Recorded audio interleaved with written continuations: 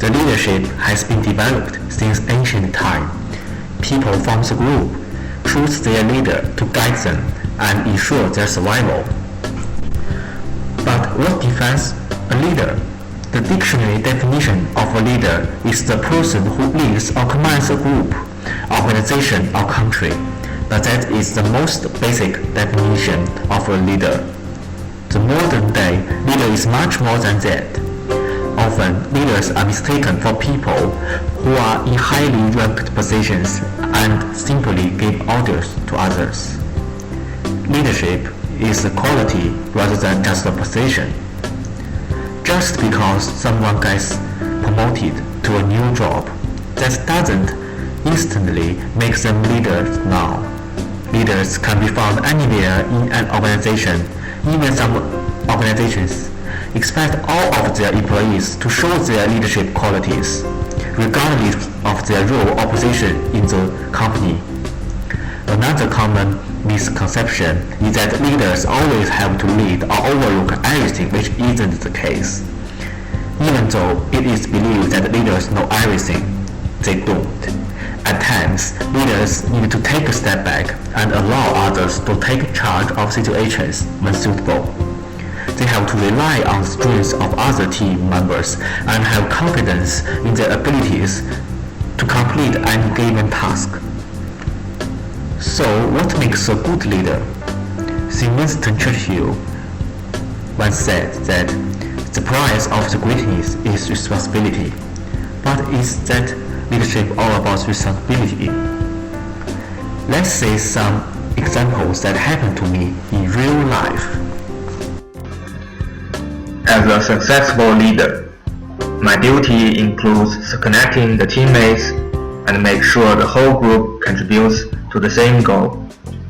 Once, I was fighting basketball on school showgrounds, and we separated the players randomly. I was allocated to a team which barely had anyone who can play well but me. Anyway, I'm not likely to be a guy who could just easily throw in the towel. Therefore, I have to take the responsibility to encourage the teammates and connect them as part of the machine. To ensure everyone can contribute and try to win the game. As a leader, I want the taller man to enhance the rebound and try his best to block more shots from the opponent. The nimble member, I ask him to look after the enemy's point guard and do the offense outside as harder as possible. Then, I take care of their leader who's an honorable opponent. At last, we take the win of the first round of the game. Even we lost the final match, but we make our own fight and prove one thing, that basketball is a team sport. Connecting with teammates properly could demonstrate everyone's maximum potential. Connecting teammates is the key to retain everyone's contributes and also the positive method to maintain a relationship among the group members. A good leader should be able to guide their team towards their goal. Working on the details of a project, the team might lose sight of the bigger picture. So what do you think about how to guide a team as a leader? And I want to share another example of my own experience. Last year, I was working on a small project with 4 other people.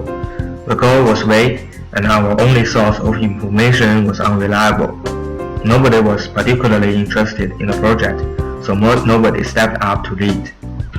Everybody had some idea in their head what the product should look like and how it should work.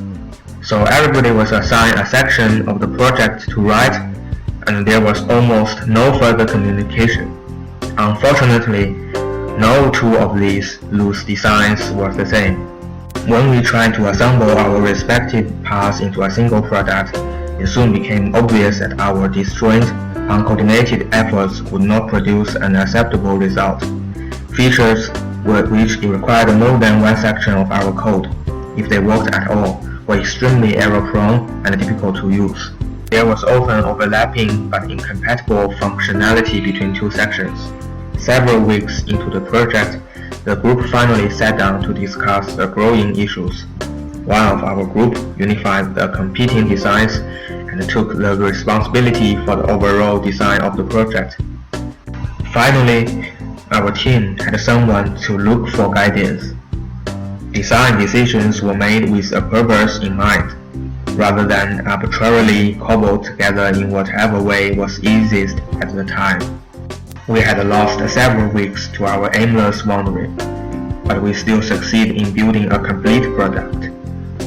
Were it not for the guidance provided by this member of the team, the project might never have been finished. A good leadership requires conflict resolution skills.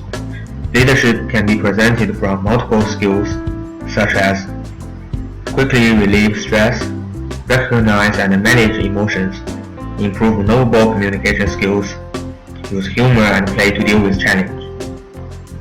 During teamwork, as a leader, need to make the relationship as priority. Being respect of the others is better than winning the argues. It's an important ability for a leader is to see the reality of the current situation instead of assigning blame and focus on how to solve the problem together. In addition, the conflicts may not be worthy of spending our time on it, because there could be dozens of work for the whole team to work on, not sit there and argue about what cover page is going to be used for the report. And the most important point for a leader is willing to forgive. It's too hard to resolve the conflict if a leader is unable to forgive. Most situations that leader may find out the conflict is going nowhere, then agree to disagree could be a good choice to disengage and move on. However, leadership is not as simple as management. Leadership and management, these two words are surely confused with each other, but they are not the same thing. Although leadership and management are different, they go hand in hand. The main difference between leaders and managers is that leaders have people follow them while managers have people who work for them. Leadership is about getting people to understand and believe in your vision and to work with you to achieve your goals, while managing is more about administering and make sure the day-to-day things are happening. I will present some short sentences to show you the differences between these two. The manager maintains, but the leader develops. The manager focuses on systems and structures, however the leader focuses on people. The manager asks how and when, the leader asks why, what and why. The manager administers, the leader innovates. There was a time when the calling of the manager and that of the leader could be separated in this modern day, where value comes from the knowledge of people is increasing, and where workers are no longer undifferentiated cogs in an industrial machine. Management and leadership are not easily separated. People look to their managers not just to assign them a task, but to define for them a purpose. And managers must to organize workers not just to maximize efficiency, but to nurture skills, develop talent, and inspire results. In summary, leadership is all about these following points: conflict resolution, taking responsibility, encouraging and motivating teammates, connecting with teammates, guiding, ensure contributes. A good leadership can push the team to achieve their expectation. However, leadership can be much more complicated than this. Thank you for watching. Hope you enjoyed our video.